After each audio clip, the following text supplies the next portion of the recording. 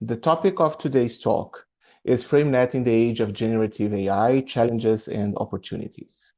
And in case this talk ends up being too long and you don't listen to it all, here is a too long didn't listen, a small summary of the talk.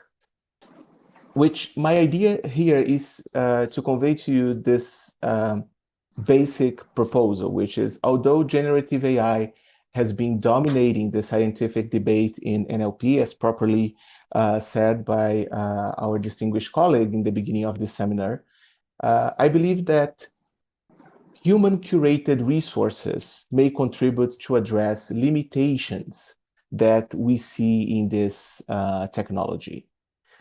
So today, what I'll be presenting to you starts with, I think, asking the right question or a somehow different question. Not necessarily that the other ones are wrong, but given the topic of this seminar, I would like to propose some reframing of the common debate that we usually find on papers and on social media, and also in newsstream media, and also in our debates in the corridors of our universities and labs. Mostly what people have been asking themselves, and this is a very interesting question, is whether large language models understand language. So this is the dominating question, right? So do large language models understand language? On this very day, so today, we have this very big debate about a paper which claimed that artificial general intelligence is around the corner, but refers to a notion of intelligence that is deeply grounded on IQ tests, for example, which have themselves been highly questioned in the past decades. But my purpose here is not to ask if language models understand language, but on the other hand, I plan to debate with you what can large language models do for the linguist, for the computational linguist, for the practitioners of language science. This is going to be the topic of my talk, and of course, I'm going to pursue the answer to this question, showing to you data analysis regarding the domain of using large language models for FrameNet development, for FrameNet building. As Chai Qinghua correctly stated while introducing me, the results that I'm presenting to you today will be available together with other results in the latest book I'm publishing on December this year, together with Professor Thomas Hoffman and Arthur Lorenzi Almeida, who is a PhD student of mine, and Mark Turner from Case Western Reserve University, named Co-Pilots for Linguists.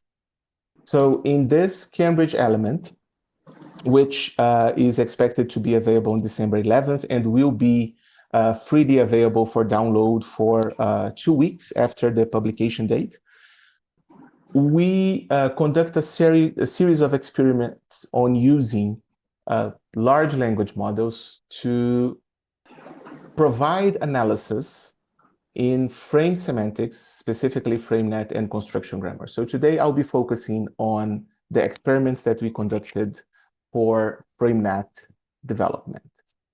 But before we can continue, there are some disclaimers and safety instructions I'd like to share with you, right? So as already pointed out, some slides before, this is not going to be a talk about whether chatty or conversational large language models understand language. That could be a topic for a different talk where we could explore other aspects of large language models. But even in this case, where I'll be exploring the potential of large language models to serve as tools, right? It's very important that us scientists, when using those large language models as tools, keep in mind two important safety instructions. The first one is that those models, especially the conversational ones, so I'm talking about things like Open Assistant, ChatGPT, and other large conversational models. They are designed to explore the cooperative nature of human communication. So the reason for their success is not mostly on them, but on our ability as humans and on our tendency as humans of making sense of whichever linguistic clue we get from our interlocutors. So if you refer back to the principle of cooperation as proposed by Grice, and to the four maxims of conversation. So the maxim of relevance, the maxim of quantity, the maxim of mode. If we refer to them and keep them in mind, we'll be reminded that we ourselves try to make sense of what language models present to us.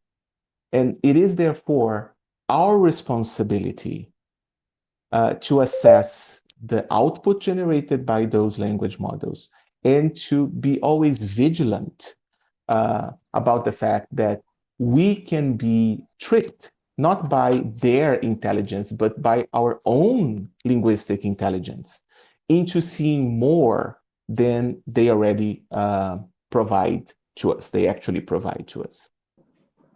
And the second disclaimer and safety the last disclaimer and safety instruction is that those conversational large language models are designed to agree with their human users. So they are designed to keep conversation going. And I'll be showing you how this design feature plays an important role when linguists use large language models for helping them conduct linguistic analysis. So the methodology that we used for conducting those experiments that I'm going to be showing you soon involved basically 5 steps. So first, we started conducting, and I think this is pretty much what most of us did when those conversational large language models were released. All of them, or any of them, right? So we started doing some exploratory prompting. Basically, we all have our favorite topics in science. And what we did was to ask those models to help us or provide analysis that we are used to making. So we would, for example, ask them to propose a frame, or we would ask them to propose a list of lexical units to an existing frame. So from this exploratory prompting, we started looking at first very qualitatively speaking to the AI responses. So what the language models provided us as their replies to our questions. And from that, we decided that this was something worth investigating in a more controlled, serious way. So we engaged in a process of prompt engineering that I'll be demonstrating to you soon. And this prompt engineering was basically founded on our experience on FrameNet building. So we are a team of linguists that in FrameNet Brasil build frames. So we've been doing that for the past 15 years, approximately. So we have a lot of accumulated experience and expertise on how to build frames. So we came with we created some models for the prompts that we wanted, and then to scale the experiment, so we didn't want to be typing the prompts every time, we created an algorithm for generating the prompts. I'm going to show the algorithm to you soon too. Then it led to an automated prompt generation, and then we could analyze the AI responses at a more scaled level.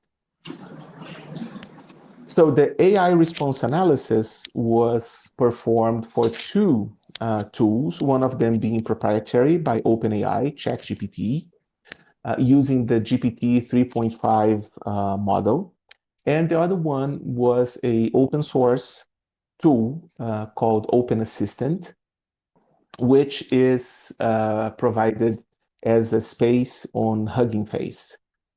And we analyzed all the replies to all the prompts, both in a qualitative fashion, so we actually read through all the replies and analyzed them. We also analyzed some of them quantitatively speaking, especially the ones that are used for providing more lexical units as examples for existing frames, for augmenting a FrameNet. And also, we did a risk-oriented analysis. So every time in the back of our heads, we had this idea, what could go wrong if someone tries to apply this methodology for building a FrameNet or for augmenting a FrameNet or helping linguists do this job, right? So the foundation or the basics of our prompt engineering process for FrameNet departed from our FrameNet building experience. So when you build a FrameNet, you can be involved in either or both, depending on your role in the project, frame creation and lexical unit creation. When you create a frame, you have to come up with a name for this frame. And this name is not proposed randomly. So FrameNet has standards that it uses for proposing frame names. Also, the frame name is followed by a definition of the frame element. And once again, this definition follows some sort of pattern. Usually the core frame elements are mentioned in the definition of the frame. Then you have a list of frame elements. And for this experiment, we focused mainly in the core frame elements. And this was mostly due to the fact that, as you will see in the prompts end up being very long when you mention the frame elements. So if you have a frame which has many frame elements, you run the risk, especially for the open source tool, to hit the character limitation for prompting. And also you have to create the definition of the frame elements. And it's a FrameNet, it's not a frame list. So you have relations between the frames, and they are very important when you build your new frame, because once you do it, you may want, and usually you should, connect this frame to other frames in the network. But if you're doing lexical unit creation, what you have to analyze is by using corpus data. That's what we do, right? We find valence patterns in the corpora, and then we decide whether this lexical unit belongs to frame X or frame Y. So we wanted to test the applicability of conversational large language models to those two tasks, so frame creation and lexical unit creation as well. So to create the prompting algorithm, we started the process by providing the conversational large language model with a frame name and definition. So there was a template sentence. We did that in English. We conducted all the experiments using English as the language. So the template started with, there is a frame in FrameNet called protecting, whose definition is, and then you would have something like, an agent tries to protect an asset for some sort of hazardous situation or for some sort of danger or something like that. And then we would say the core frame elements in this frame are, and then the algorithm would present the core frame elements. And for those frames who have core unexpressed frame elements, we have a variant of the prompt that, instead of just saying which are the core frame elements, also states which of them are unexpressed. Core unexpressed frame elements are those frame elements that are present in the mother frame and behave as core frame elements in the mother frame, but they don't need to have an equivalent frame in the inherited frames. So the parade example of a core and express frame element would be the act frame in the act frame element in the intentionally act frame, because the frames inheriting intentionally act are acts themselves. So you don't have the act frame element in those frames. And then you got to a point in the algorithm, which was a decision point, where you have to choose between two prompt types. So we tested two different prompts, one for creating new lexical units, and then the prompt would say, protecting can be evoked by the following lexical units. And then we would provide examples of LUs in protecting.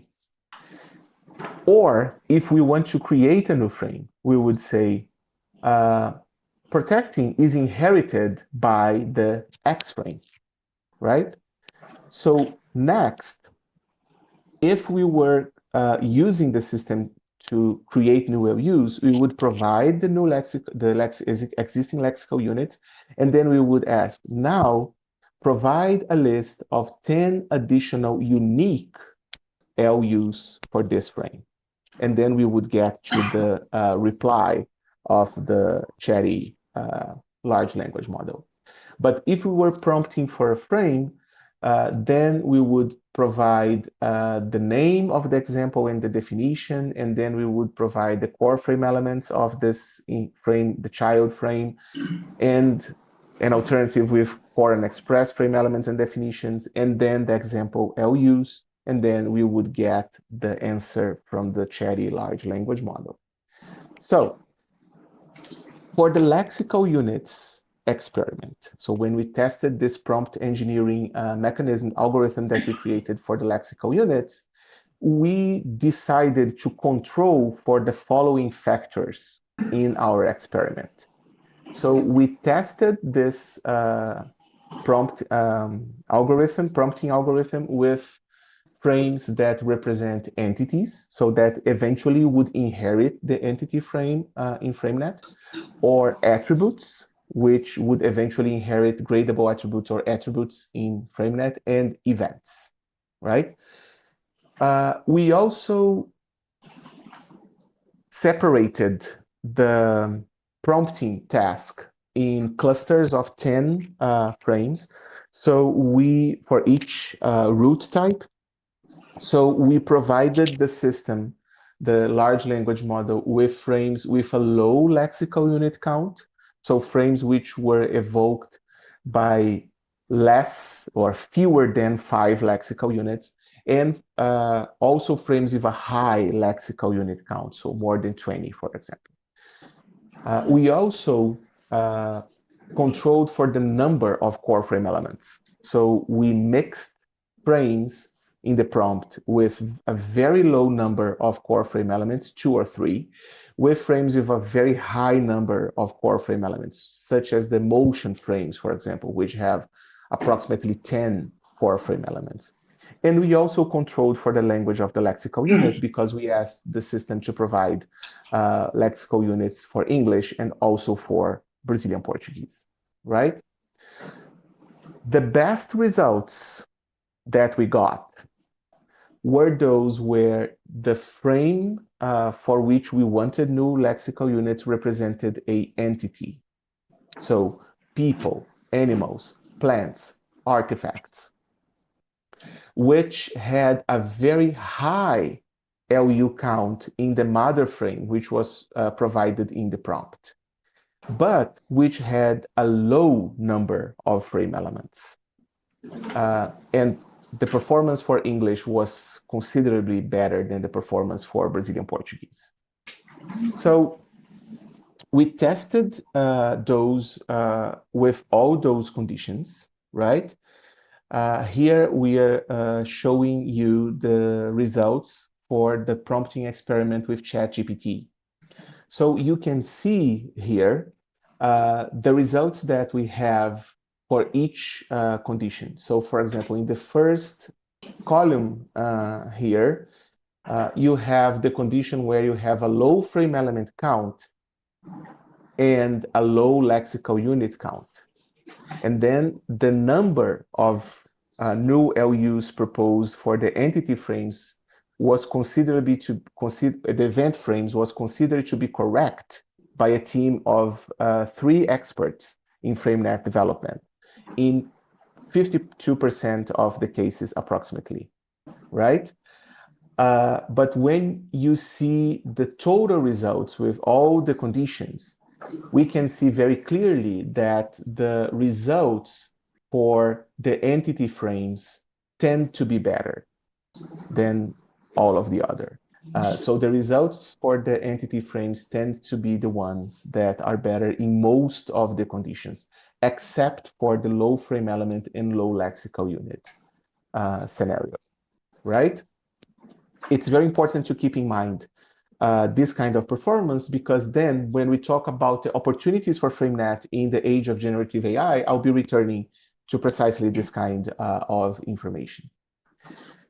So what we saw is that in general, the paid or the proprietary tool, ChatGPT, performed better than Open Assistant.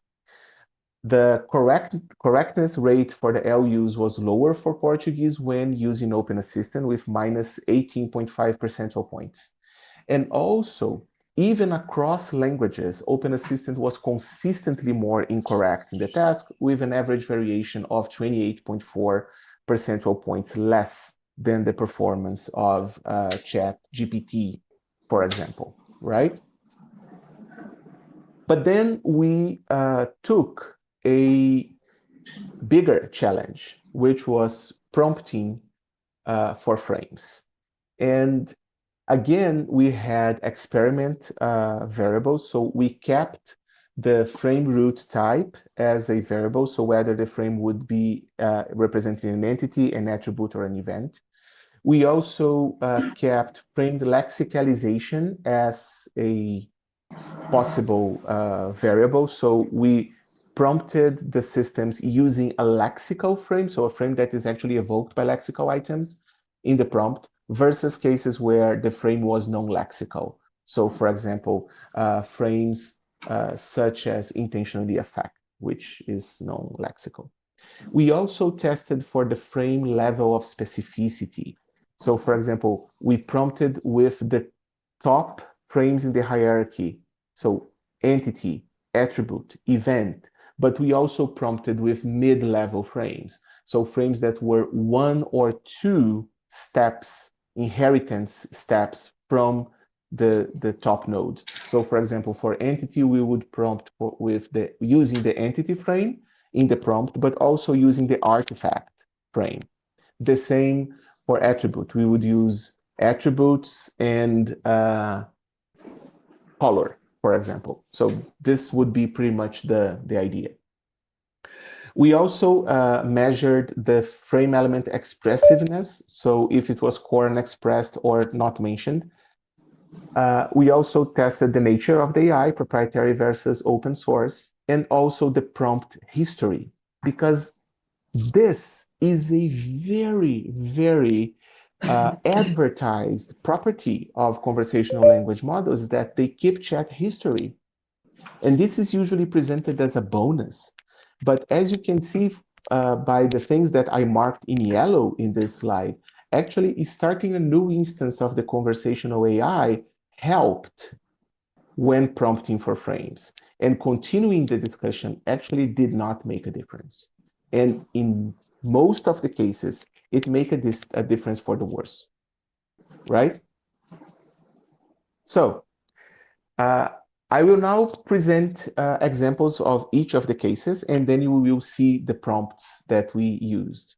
So I will start presenting the prompt for the entity frames and the mid-level frames. So we prompted both chatty large language models with the artifact frame. So the artifact frame is a lexical frame. It can be evoked by lexical units, for example, such as thing, artifact, things like that. And the artifact has many frames inheriting it. So it's inherited by frames, for example, such as appliances and body decoration and buildings and clothing and weapon and vehicle, for example. So this was the prompt that our algorithm generated with the artifact frame. The semantic frame for artifact is defined, and then you see the frame definition inserted there as follows. An artifact is deliberately made or modified by an intelligent entity to be put to a certain kind of use. Various properties of the artifact may be specified, such as its creator, time of creation, name, type, and the material of which it is composed. The artifact may or may not be a physical entity. So this is the first part of the algorithm working here. Then we go to the second part. The semantic frame for artifact has one core frame element, artifact. The definition of the artifact frame element is as follows. This FE identifies the entity or substance that is designed to have a particular use. This can refer to physical artifacts like a mug or a computer monitor, or a digital artifact such as website or document. Words evoking this frame are the nouns artifact, biotechnology, and technology.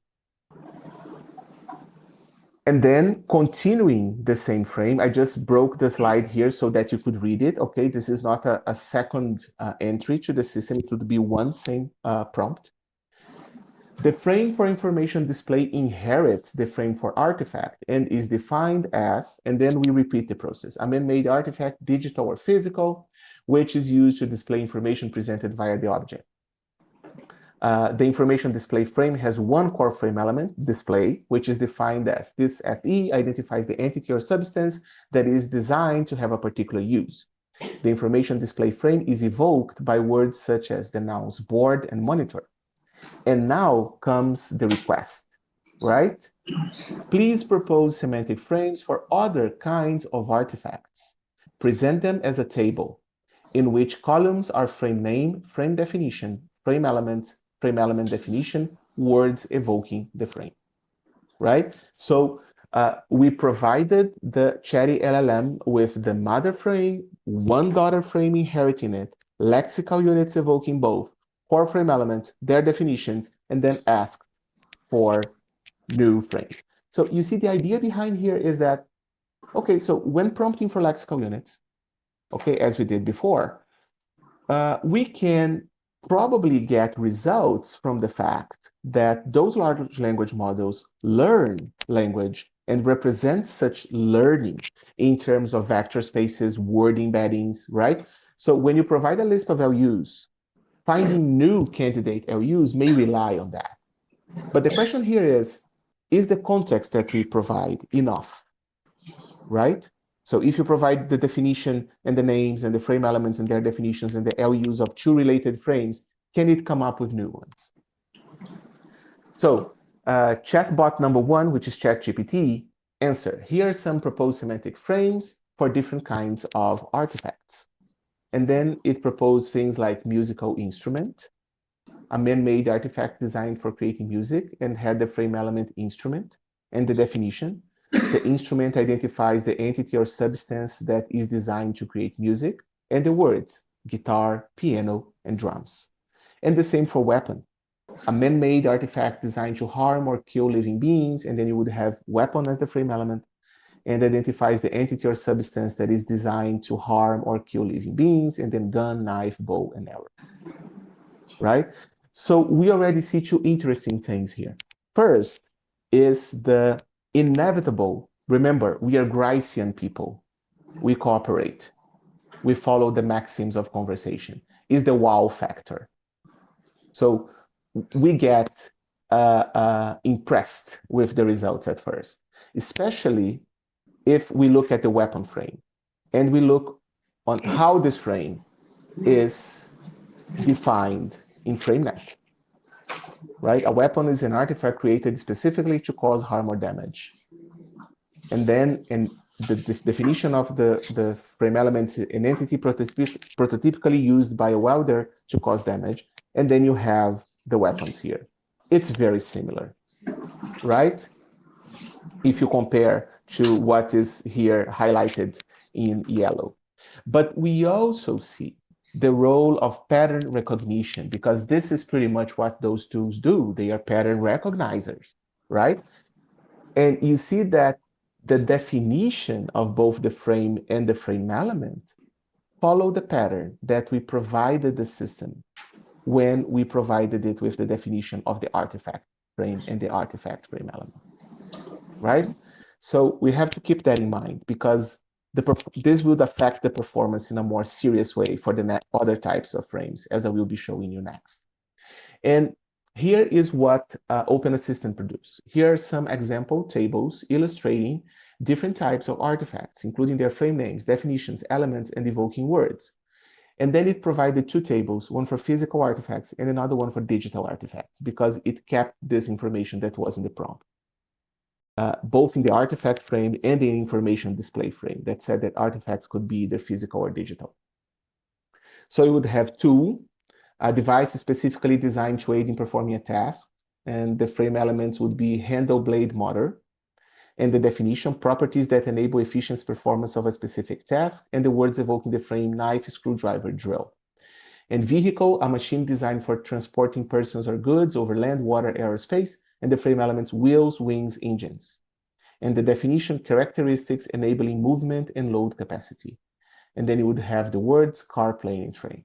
And here you can see that the performance is considerably worse. And it is worse because the frame elements actually are parts of the tool or parts of a vehicle. So here you can see, or infer at least, or suspect that the vector space representation of those lexical items in the large language model is playing a key role in this task too, right? Because wheels, wings, and engines are not a frame element of the vehicle frame. The frame element of the vehicle frame is vehicle. Wheels, wings, and engines are parts of a vehicle. And the same goes for the frame element definition. The frame element definition is not a definition of the frame elements, right? But the words evoking the frame are kind of good, but maybe because they are in a hyponym relation with the frame name. So knife, screwdriver, and drills are all types of tools, and car, planes, and trains are all types of vehicles. Okay?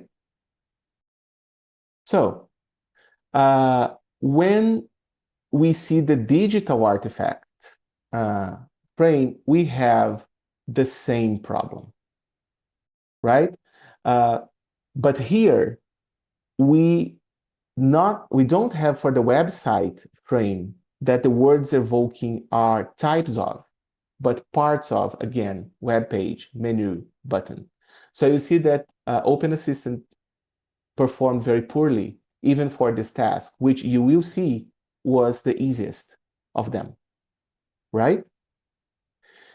Next, we moved to the frames inheriting attributes. So we prompted with several of them. I will be showing you the results with the gradable attribute frames, which has the two core frame elements, entity and degree, and two core and expressed attribute and value.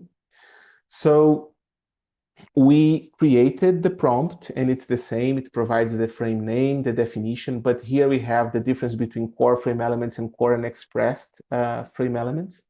And then we say that the color frame inherits gradable attributes, and the frame elements are entity and color, two of them, and then we provide the same request. And then ChatGPT creates new frames for size, temperature, and many other, but all of them featuring only one frame element, the entity, right? And then just repeating the definition of entity across all the frames that it proposed, okay? And then we decided to continue the conversation to test the advertised property of conversational language models. And then we asked, why did you propose only one frame element per frame? And then ChatGPT would reply, I proposed only one frame element per frame because all of the frames that I listed describes a specific attribute or property of an entity, and in each case, the entity is the focus of the frame. In other words, the entity is the thing that has the attribute or property described by the frame, and the attribute or property itself is the core frame element. For example, in the size frame, the entity is the thing that has a certain size, and the size itself is the core frame element. So you see here that the large language model contradicts itself. And that's pointed out in the beginning of the session. This is something that people would call hallucination, right? or lack of trustability, and it is. And it's here because it's basing its answers in the previous context and trying to formulate the answer from the whichever representation it builds from the previous context together with its own large language model. And then we kept the conversation. But for the color frame, there were two core frame elements, entity and color. Shouldn't the frames you propose also have another frame element? And then ChatGPT answers, you are correct. As I told you in the beginning, in the disclaimer, they always say we are correct. That keeps us using them for more time, right? But then after defining the core frame elements, it says again, in the frames that I propose, it is not necessary to include additional frame elements. And then it gives the same answer that it has already given. So see, it says you are correct, but then it sticks to the previous answer. So actually, it doesn't think that we are correct, right? So what we realized that for attribute frames, discussing with the AI large language model chatbots rarely improve their performance. But engineering the prompt, on the other hand, did improve a bit. So what we did was we started a new prompt from scratch. And that time, we did not separate before core and express frame elements, right? We provided all of the core frame elements together.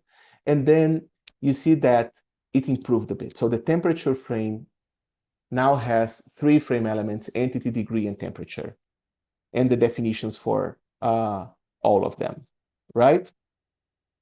And actually, in FrameNet, the temperature frame has entity, degree, and temperature as their frame elements, okay? But the thing is, if you try that with a different attribute frame that does not abide by the same pattern of gradable attributes in which refers to frame elements, and there are plenty of them, right? Then the results get different. Because the difference here is that when a human models a frame, from analyzing corpus data and from bringing together their own experience in the world as cognitive beings, we know that it's not because a given frame inherits another that it's going to be a copy of the other, or it's going to abide by the exact same standard, because that's not how human cognition works, right? And that's why I'll be saying to you in the end that the greatest thing about FrameNet is that it represents common sense knowledge. And this is something that large language models lack. And this experiment shows you that.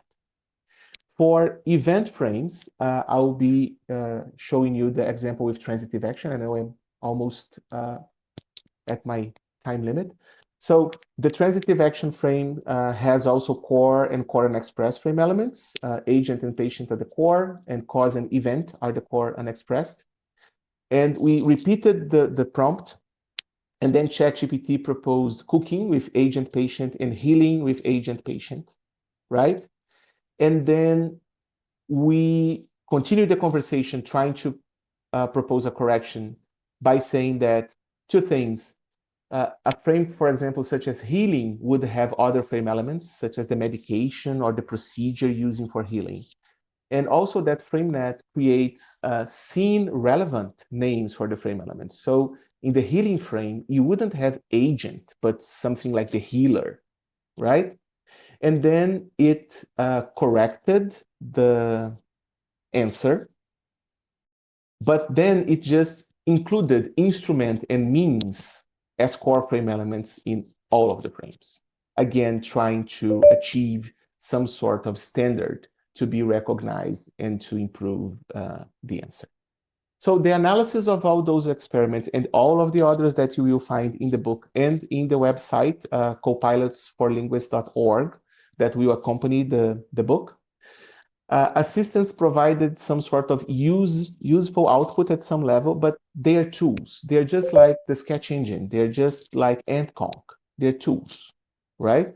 And the analyst should analyze the quality of the replies to the query that you make to the computational tool. Both assistants perform better for the entity frames, probably because their structure is more similar to the organization of an ontology, the structure of entity frames and their chains of relations. Chat history interferes sensibly with the results, usually negatively, and every deviation from the pattern in the prompt impacts the performance. So if you change core to core and express, you have a huge impact because that's how they work, right? But for the last part of my talk, I want to focus on that. Why do they perform better for entities, both for lexical unit creation and frame creation?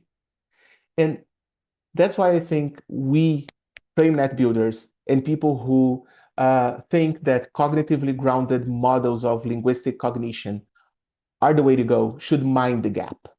Mind the gap between current AI or current pattern recognition or next-stroke prediction algorithms and the kinds of things that can be represented in a cognitively grounded resource, right? Because what a large language model is a tool. So I'm quoting here Abeba Bihan in a Nature Viewpoint article, where she says that, albeit impressive at predicting the next word in a sequence based on previously seen words, with limitations such as brittleness, susceptibility to catastrophic failure, unreliability, and the fabrication of seemingly scientific nonsense. So when we have that in mind, we that build FrameNets are reminded that FrameNet represents context. And I did not share this presentation with Chai before, but it's such a perfect match with the introduction. We published this paper last year where we advocated that FrameNet has a big capability of representing contextual information. As Deborah Schifrin puts it, context can be referring mostly to three things: co-text, or the text accompanying some piece of linguistic information, common sense knowledge, and situational framing, right? So FrameNet represents co-text in annotation. We assign labels to things surrounding lexical units. It represents common sense knowledge by creating frame structure and relations between frames that model linguistic cognition as perceived by human beings who speak a given language. And once we embrace pragmatic frames, which some of us are doing, it will also represent situational framing, right? So my idea is that frames provide means to organize linguistic materials in a way much more complex than what word embeddings or any similar probabilistic techniques can offer, right? And therefore, as the conclusions and outlook, I think that given the limitations of large language models in terms of common sense knowledge and how good FrameNet is representing it, a path that we should pursue combines LLMs and FrameNet, and it seems pretty promising. So thank you so much for listening to me. And if we have the time, I will be glad to take your questions. Thank you.